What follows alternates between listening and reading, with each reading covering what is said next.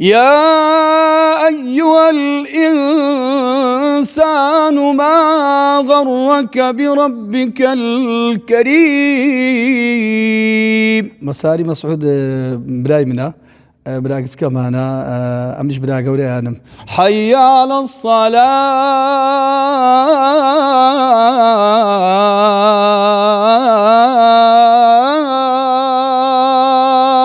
والله لسرتاي من دالي دەستم بە قورآن خوێندن کردووە و خوێندنیشم هەلێرە بووە، خوێندنی سەرەتایی و دوانەوانی دواتر لە وڵاتی مسر خوێندی ماسێرم خوێندیە، دواتر خوێندی دکتۆراشم لە وڵاتی تورکیا لە شاریوان تاو کردیە. الحەمدولillah ئێستاش مامۆستامە لە دوانە لە ئامادەی کۆڕازی قورئان. ئەمە لێرکوانە لە مزگەوتێ لە مامۆستای گەورەکان قورئانمان دەخوین. مامۆستایەکان هێدی شێوازی خوێنی قورئان، یەکەم شت جوان خوێنەوەی قورئان، دواتر تەجوید، دواتر شێوازی خوێنەوەی قورئانمان دەست پێ کرد. الحەمدولillah بەشدار بوون، یعنی لەگە خەڵکی بەشداری خۆش و ناخۆشەکانیان دەبین لە تازیەکان و بەهەمان شێوە هەر حەفلەکی بابرێن دینی هەبێ بەشداریمان تێدا دەکرد. ئەو شێوازانەمان دەخینکەوە خەڵک حەزی لێ و سنج ڕاشیشە، وەکو خۆمان لە عێراق بابرێن لە کوردستانی زیاتر ئەو شێوازە یعنی لەکن خەڵکی سنجڕاکێش بخۆش بوو، شێوازی تیلاوی عێراقی یعنی بۆ شێوازێک کە سنجڕاکێش و جوانتر بوو. مەسەلەن ئەو شێوازی عێراقیە زیاتر یعنی لە بۆ نەگشتەکان دەخێنرێتن. مثلا أعوذ بالله من الشيطان الرجيم يا أيها الإنسان ما غرك بربك الكريم. يعني والشوازة شي عراقية وزور شوازي تكيه مثلا مقاماتي يعني بيدخني يعني زياتر قنزاوة لو بون عينه كان بتايبتي تازي وشتانش. خود بچن شێواز دەخوێنی قورئان خوێنیت وە لە توانەتدا بەچەند شێواز بخوێنی؟ والله بخۆ شێوازەکان زۆرە بەپێی ئەو شێوازانەی کە دەخینی شارەزەی با بڵێم مەقامەکان بی مەقامی ئەوەی زۆر با بڵێم باوە سەرچەکان دەزانمەکو بەیاتە و حیجازە و کووردە، یعنی هەر مەقامێک شوێنێکی دەگونجێ بەتایبەت ئێستاکە تو پێشنیژی بکەی لە مزگەوتی دەبی شێوازەکە مەقامی کورد هەم سەریع و هەم خۆشە. ئەو مەقامانی کەش هەمووی گونجاوە، بەڵام هەر مەقامەکو لۆ با بڵێم کاتی خۆی شوێنی خۆی دین. کوردیش مەقامێکی تایبەت بەخۆی هەیە؟ بەڵێ مەقامی کورد بەخۆی بەلای کوردان کوردی هەیە وا بڵێن زۆر ئەوەیە شێوازەکەی هەر لە برین لە مەقامی وەرجێدا. مەسەلەن بسم الله الرحمن الرحيم الحمد لله رب العالمين الرحمن الرحيم. حتى ئەو قاریە گەورانەی عالەمی زۆر پێ دەخینن مەسەلەن ماهیر معەقیلیە و خەڵکی تکەشە، یعنی مەقامەکی هادوو لەسەرخۆ و با بڵێن بەناوبانگیش هەم تۆزەشیش سەریعە. خۆی بەناوبانگترین شێواز خوێندن لە وڵاتە عەرەبیەکان شێوازە؟ واللهی بەخۆی ئەگە بگەڕێ سەر ئەوەکە هەر وڵاتەکو شێوازەشی لەناو بەناوبانگە. ئێستا مەسە وڵاتی سعودیا بە شێوەشی گشتی ئەو مەقامانەی کە سەریع پێدەخی بخۆ مەقامی کوردیانە لە پێشنە جوانە ئەوان پێگوزاوترە. عێراقی مەسەلەن بەیاتیان پێوەیە، حیجازیان پێ مەشهورە، هەمووشان هەر دەخین هەر ئەو مەقامە وەکو هێلە گشتێکە هەر هەیە. بەڵام یعنی ئێستا مصری بەو شێوازەی دەخین کە لە کنەوان مەشهورە بۆی پێدەخینن. لێرکوانە ئێمە متەئەسرین لە پێشنێژیانە بە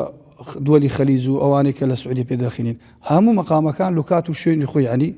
گونجاوە ئەوە دەکەن. بسم الله الرحمن الرحيم يا أيها الذين آمنوا اتقوا الله وقولوا قولا سديدا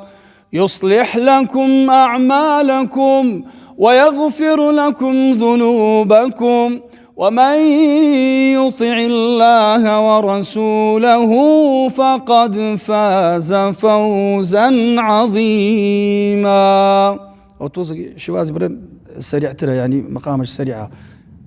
چەند گرینگە لە کاتی قورئان خوێندن پێشنێژی ئەو کەسەی پێشنێژی دەکات دەنجی خۆش بی؟ خۆی لە ڕاستیدا یعنی قاعیدەگەیە، یعنی یەکەم شت ئەو کەسەی پێشنێژی دەکاتن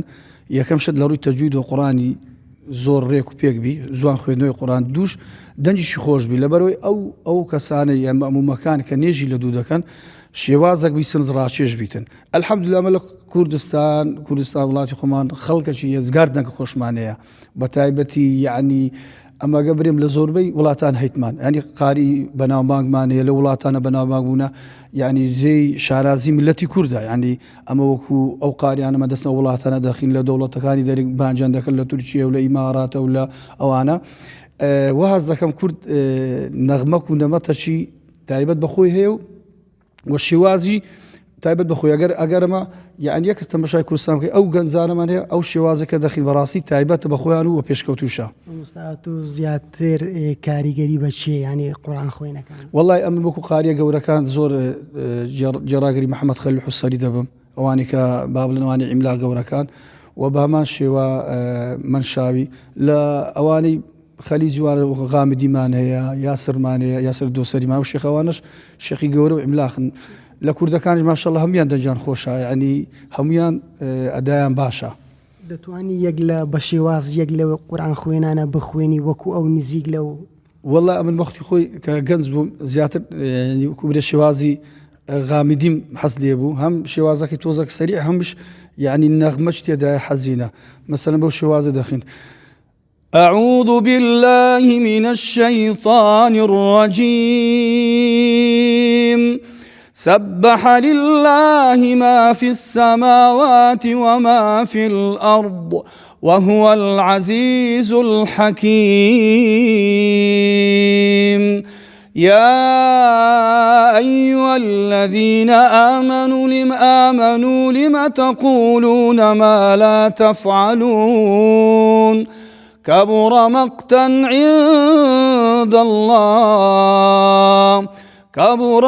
عند الله أن تقولوا ما لا تفعلون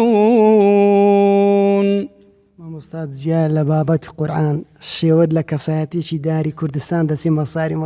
مەساری مەسعود برای منە برا کچکەمانە ئەمیش برا گەورەیانم ئەویش لە سوۆشال میدە بخوتان زان بەناوبانگە و مەشهورە نێوانت الحەمدوللا زۆر باشین بەرداوام ئاگەمالێکەیە چەند ڕۆژەی لێرکانە بوو هێستا چەند ئێستا و ماری لە هەولێرێ بەس ئاگەمالێکی لەگەیەکدی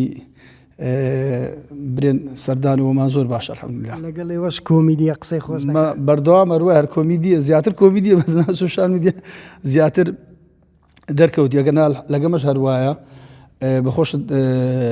جەناب دەیناسی پێشەوە پێشتر ئەنگۆ لەگەیەک ئاکتیڤ بوون ینی شتی کۆمیدیتان زۆر بوو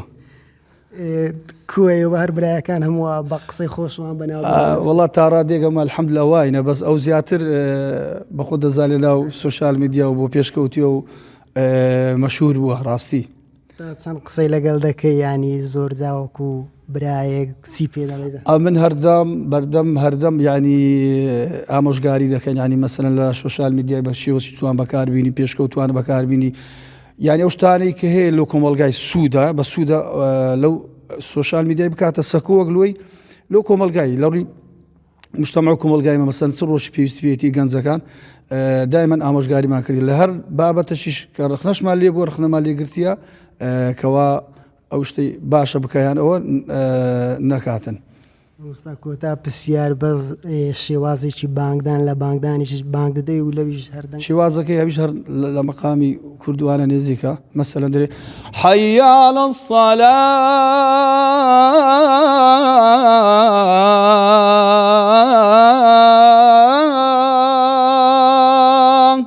ئەو شێوازەکی وە هەیە خۆشحاڵ بووین زۆر بەخێر بێن گەورەتان کردین زۆر سوپاسان دەکەین سەرکەوتوو بن بۆ پێشی کەناڵی پایتەخت